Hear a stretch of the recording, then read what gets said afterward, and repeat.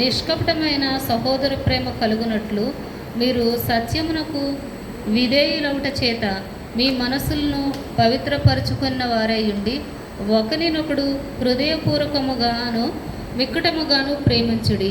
చాలమ్మ. మరి ఇక్కడ ఏం చేస్తున్నారు? సహోదర ప్రేమ కలిగి మీరు సత్యమును అనుసరించు విధేయులవుట చేత మీ మనసులను పవిత్రపరచుకునుడి అని అన్నాడు. మనం సత్యంతో ఉండాలంట. మరి మొదటి యోహాను 3వ పత్రికలో 1వ అధ్యాయం 3-4 వచనాల్లో ఒకటే వచనం ఉంటుందండి. అది నాకు చాలా ఇష్టం. ఇది 3-4 వచనాలు. నీవు సత్యమును అనుసరించి నడుచుకొంచున్నావు గనుక సహోదరులు వచ్చి నీ సత్య ప్రవర్తన గూర్చి సాక్ష్యము చెప్పగా విని బహుగా సంతోషించుతిని. నా పిల్లలు సత్యమును అనుసరించి నడుచుకొనుచున్నారని వినుట కంటే నాకు ఎక్కువైన సంతోషము లేదు. చాలు. మరి ఇక్కడ ఏమంటున్నాడండి? సత్యమును అనుసరించి నడుచుకుంటున్నారు. మరి పౌలు గారు చెప్తున్నాడు, అదేంటి, నేను విన్నాను నా పిల్లలు సత్యంను అనుసరించి నడుచుకున్నారని వినుట కంటే నాకు ఎక్కువ సంతోషం ఇంకేముంటుందండి? మనం కోట్లు సంపాదించుకున్నామంటే సంతోషం వస్తుందా? సత్యం అనుసరించి నడుచుకున్నారు అని మనం కూడా ఎప్పుడన్నా ఏదన్నా ఊరు వెళ్ళామనుకోండి, అక్కడ పలానా వాళ్ళు ఉన్నారా, వాళ్ళు చాలా మంచోళ్ళు అట్లా చెప్పినప్పుడు ఎంత సంతోషంగా ఉంటుంది. ఇక దానికి మించిన సంతోషం ఏముంది? ఇక్కడ ఏం సంపాదించుకున్నా కానీ అదంతా వ్యర్థమే. మరి అదే గ్రహించాడు యోబు కూడా. మరి గ్రహించి సత్యం అనుసరించి యథార్థత కలిగి దేవుని యందు భయభక్తులు కలిగి జీవించాడు కాబట్టి యోబు మరి ఎన్ని కష్టాలు, ఎంత శ్రమ వచ్చిందండి. బిడ్డలను కోల్పోయాడు, ఆస్తిని కోల్పోయాడు, మరి తన శరీరం కూడా కురుపులు వచ్చి ఎంత జరిగినా కూడా దేవుని యందు మాత్రం నమ్మకం వదలలేదు.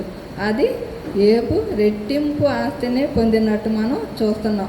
మరి యోబు గ్రంథంలో చూస్తాం మనం.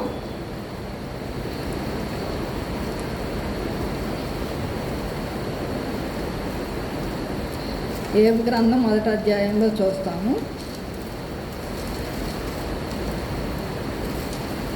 ఇక్కడ సత్యం అనుసరించి నడుచుకొనుచున్నారని మాట వినట కంటే నాకు సంతోషమైన మాట లేదు అని చెప్పినట్టే నా సేవకుడైన యోబు సంగతి ఆలోచించితివా? అతడు యథార్థవంతుడు. మరి ఇక్కడ సాతానంట అపవాది దూతలతో పాటు ఎట్లాగో వెళ్ళిందంట. నువ్వెందుకు ఇక్కడికి వచ్చావు, ఎక్కడి నుంచి వచ్చావు అని అంటే భూమి మీద నుంచి అటు ఇటు తిరుగుతూ వచ్చానని చెప్పినప్పుడు వెంటనే దేవుడు ఏమన్నాడు? నా సేవకుడని యోబుని చూసావా? భూమి మీద నుంచే కదా వచ్చావు, నువ్వు చూసావా? అసలు ఎంత గొప్ప సాక్ష్యం అండి. మరి యోబు గురించి దేవుడే అడుగుతున్నాడు. భూమి మీద ఎంతమంది ఉన్నారు కానీ దేవుడు నా సేవకుడైన యోబుని చూసావా? అతడు యథార్థవంతుడు, మరి నీతిమంతుడు, దేవుని యందు భయభక్తులు గలవాడు. ఇన్ని ఉన్నాయండి మరి యోబుకి. అయినా కానీ ఎప్పుడన్నా గర్వంగా ఉన్నాడండి యోబు? నిత్యం దేవుని సన్నిధానంలో మొరపెడతానే ఉన్నాడు. ఎందుకంటే నా పిల్లలు ఏమన్నా పాపం చేస్తారేమో లేంటే అని మరి బలులు అర్పిస్తా దేవునికి మొరపెడతా ఉన్నాడు. అలాంటి యోబుకి కష్టం కలిగినా కూడా దేవుడిచ్చిన యెహోవా ఇచ్చను, యెహోవా తీసుకొను, యెహోవా నామానికి స్తుతి కలిగిన అని స్తుతించాడు తప్ప దేవుణ్ణి దూషించలేదు. దూషించకుండా మరి రెండోసారి కూడా అపవాది వెళ్ళినప్పుడు మరి అన్నీ ఉన్నాయి కాబట్టి యోబు నీ మీద భయభక్తులు కలిగి ఉన్నాడని అపవాది ఒక నెపం మోపుతుంది. అయితే అవన్నీ తీసేసే, ఆయన ప్రాణానికి మాత్రం ఏమీ హాని కలగకూడదు అని చెప్పినప్పుడు మరి దేవుడు ఆ విధంగా చెప్పినప్పుడు సాతాను వచ్చి అన్నిటినీ తీసేస్తుంది యోబు దగ్గర నుంచి. కానీ యోబు మాత్రం భయపడలేదు, లేదంటే దేవుణ్ణి దూషించలేదు. దేవుడిచ్చాడు, ఇవన్నీ నాయి కాదు కదా, దేవుడే తీసుకున్నాడు అని అనుకున్నాడు. కానీ మరి ఏమీ ఇదవ్వలేదు కాబట్టి దేవుడు మరి రెట్టింపు ఆశీర్వాదాన్ని ఇచ్చాడు. మరలా 7 కుమారుల్ని 3 కుమార్తెల్ని యోబుకు అనుగ్రహించాడు. ఆ దేశంలోనంట యోబు లాంటి కుమార్తెలు, అంత అందమైన కుమార్తెలు ఇంకెవ్వరూ లేరంట. మరి నిజంగా ఏబు ఎంత ధన్యుడండి, దేవుని చేత మరి కొనియాడబడిన వ్యక్తి. మరి అదేవిధంగా ఇక్కడ యోహాను సువార్తలో కూడా మనం సత్యమును అనుసరించి నడుచుకొనున్నారు నా బిడ్డలు అని అంటే, ఆ మాట వినటం కన్నా నాకు ఇంకేం ఆనందం అని అన్నప్పుడు నాకు బాగా అనిపిస్తుంది. నిజంగా మరి మన విషయం కూడా అందరూ అలా చెప్పుకుంటే మనకి ఎంత మంచిగా ఉంటుందండి. దేవుని యందు భయభక్తులు కలిగి సత్యమును అనుసరించి సహోదరుల ప్రేమ కలిగి ఉంటే అది ఎంతో మనకి మేలు. మరి అదేవిధంగా మరి 2వ అధ్యాయంలో ఏమంటాడు, ప్రభువు దయాళుడని మీరు రుచి చూచి ఎరిగిన యెడల సమస్త దుష్టత్వమును సమస్త కపటమును వేస్తారును అసూయను మరి ఇవన్నిటిని కూడా విడిచిపెట్టాలంట. ఎప్పుడు ప్రభువు దయాళుడని మనం ముందు రుచి చూడాలి. మనం ఏదన్నా కూరలో రుచి చూడకుండానే బాగుందని చెప్పేస్తామండి.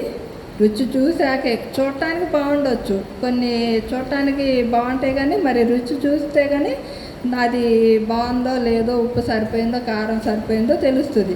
అట్లాగే మరి దేవుణ్ణి కూడా మనం ఆయన కార్యాలు రుచి చూడాలి. మరి ఆయన చేసిన అద్భుతాలు మరి ప్రతి ఒక్కళ్ళ జీవితాల్లో కూడా దేవుడు ఏదో ఒక అద్భుతం చేస్తాడు. పెద్ద పెద్ద అద్భుతాలు కాదు. ఇప్పుడు మనం ఈ విధంగా కూర్చున్నామంటే దేవుని అద్భుతమే అది. మనం సజీవులుగా ఉన్నామంటేనే అది దేవుని కృప. మరి అలాంటిది దేవుడు దయాళుడని మనం రుచి చూడాలి. ఆయన దయ కలిగిన వాడు, కరుణ కలిగిన వాడు. మనం మొరపెట్టినప్పుడు మనం మొర ఆలకించే దేవుడు అని చెప్పి మనం గ్రహించినప్పుడు మరి మనం దేవుని యందు భయభక్తులు కలిగి ఈ చెడుతనాలన్నీ కూడా, ఇప్పుడు ఈ సమస్తమైన దుష్టత్వం ఇవన్నీ కూడా విడిచిపెట్టి కొత్తగా జన్మించిన శిశువును పోలిన వారై నిర్మలమైన వాక్యమును పాల వలన రక్షణ విషయంలో ఎదగాలంట. మరి చిన్నపిల్లల్లో నీ చూస్తే వాళ్ళకి ఏ కల్మషము ఉండదు. అప్పుడే కొట్టుకుంటారు, అప్పుడే వెళ్ళి మళ్ళీ వాళ్ళు ఆడుకుంటారు. లేదంటే మా మనవడు ఉన్నాడు అనుకోండి, వాడిని కొడతామనుకోండి, మళ్ళీ మా దగ్గరికే వస్తాడు. కొట్టింది మనమే కానీ మన దగ్గరికే వస్తాడు. వాళ్ళమ్మ కొట్టింది అనుకోండి, వాళ్ళమ్మ దగ్గరికి వెళ్తాడు. పాస్ట్ గారు కొడితే పోతా నువ్వు ఎప్పుడు ఇంతే అని అంటాడు. కానీ మళ్ళీ పోతా అది తిన్నాడా అమ్మమ్మ, ఇది తిన్నాడా లేదంటే అట్లా చిన్నపిల్లల మనసు అది కొంచెం సేపు మన మీద అలిగిన వెంటనే మర్చిపోయే మనస్తత్వం కలిగి ఉంటట. అట్లానే మనం కూడా మరి చిన్నపిల్లల మనసు కలిగి నిష్కపటమైన ప్రేమ కలిగి సత్యమును అనుసరిస్తా మరి భూమి మీద ఉండాలి. మరి పాత నిబంధన పాఠం ఎస్తేరు గ్రంథంలో చూస్తే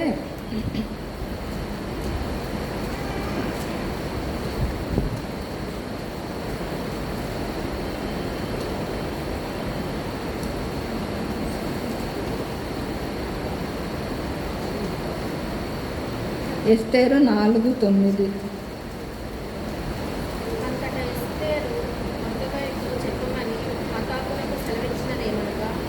సరే, ఇదంతా మనకు తెలుసు కదండి. మరి యూదుల్ని సంహరించాలని రాజు ద్వారా మరి ఆజ్ఞ తీసుకొని ముద్దుకై నమస్కరించట్లేదు హామానికి అని చెప్పి మరి పగబూని రాజు చేత ఆ విధంగా ముద్ర వేయించి మరి పంపిస్తాడు. అయితే మొద్దుకై ఏం చేస్తాడు, ఎస్తేరుకి ఒక వర్తమానం పంపిస్తాడు. ఇట్లా నీ ప్రజలందరూ కూడా నశించటానికి దేవుడు ఏంటి రాజు ఇట్లా ఆజ్ఞ ఇచ్చాడు కాబట్టి రాజుతో మనవి చెయ్యి అని అన్నప్పుడు మరి ఎస్తేరు ఏమంటుంది, రాజు ఆజ్ఞ లేకుండా ఏ మనుషుడు కూడా ఆయన దగ్గరికి వెళ్ళటానికి వీలు లేదు అని ఉత్తరం ఇచ్చినప్పుడు మళ్ళా కబురు పాడతాడు ముద్దుకై ఏమని, నువ్వొక్కదానివే ఒకవేళ రాజనగర్లో ఉన్నావు కాబట్టి నువ్వొక్కదానివే జీవిస్తావు, నీ జనమంతా నశింపజేస్తారని అనుకుంటున్నావేమో. దేవుడు ఎవరి ద్వారా అయినా కూడా రక్షించటానికి సమర్థుడు అని చెప్పినప్పుడు అప్పుడు ఎస్తేరు ఒక మాట అంటుందండి,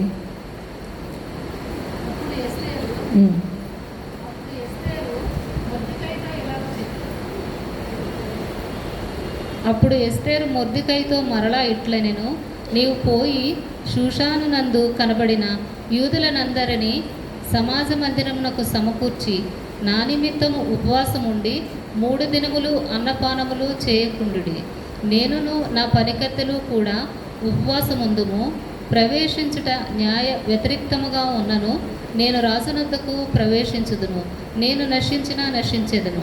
అటువలనే మొర్దెకై బయలుదేరి ఎస్తేరు తనకు ఆజ్ఞాపించిన ఎంతటి ప్రకారముగా జరిగించెను.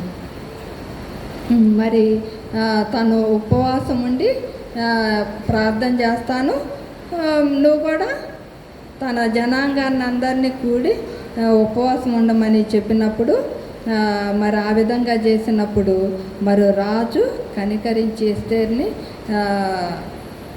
పిలిచినప్పుడు ఎస్తేరు ఏమని కోరుతుంది? విందుకు రమ్మని కోరుతుంది. మరి ఈ కథ అంతా మనకు తెలుసు కదండి. మరి అదేవిధంగా దానియేలు 3లో కూడా మనం చూస్తాము. దానియేలు 3:15 నుంచి చదవండి.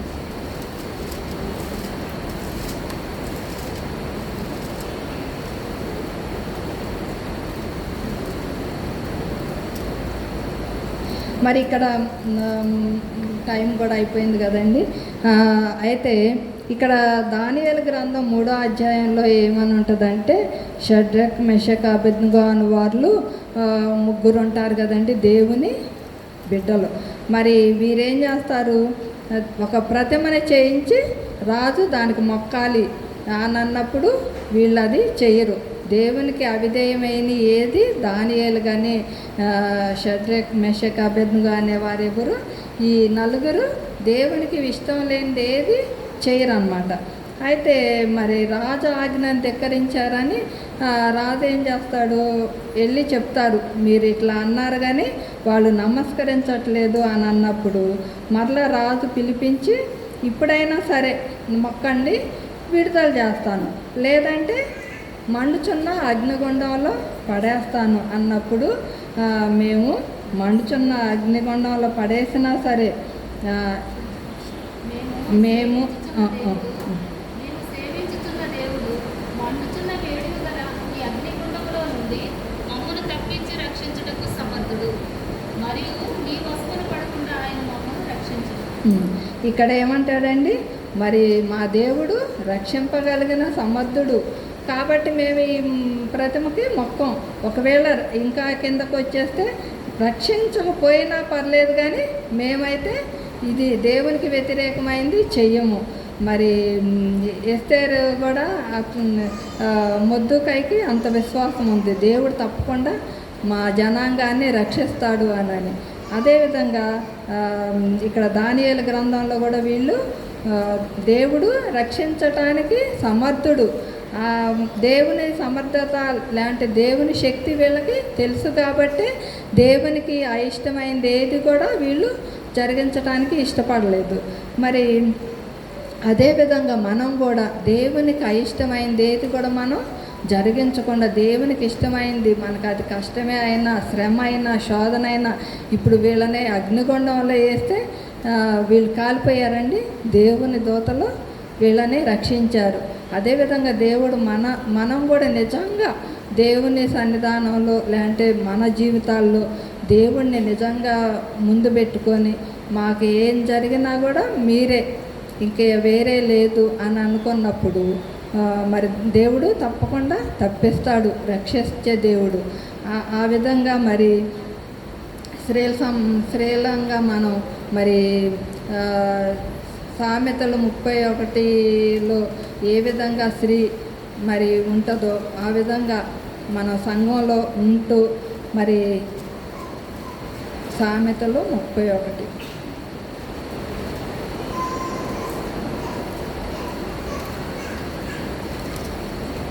అంతా వద్దులేండి, కొంచెం లాస్ట్లో చదవండి. జ్ఞానం కలిగి తన నోరు తెరచును,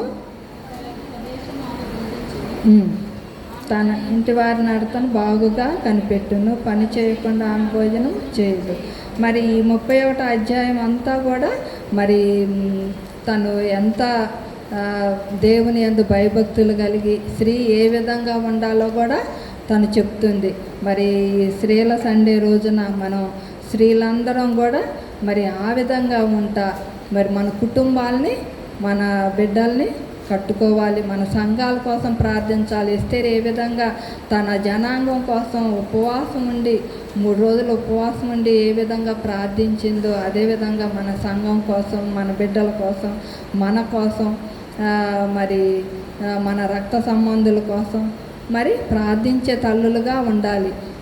మరి ఆ విధంగా ఉండటానికి పరిశుద్ధాత్మని దేవుడు సహాయం చేసి నడిపించును గాక. సమస్త జ్ఞానం ఇచ్చిన దేవుని సమాధానం యేసుక్రీస్తు వల్ల మీ హృదయములకు తలంపులకు కావలి ఉండును గాక. ఆమేన్.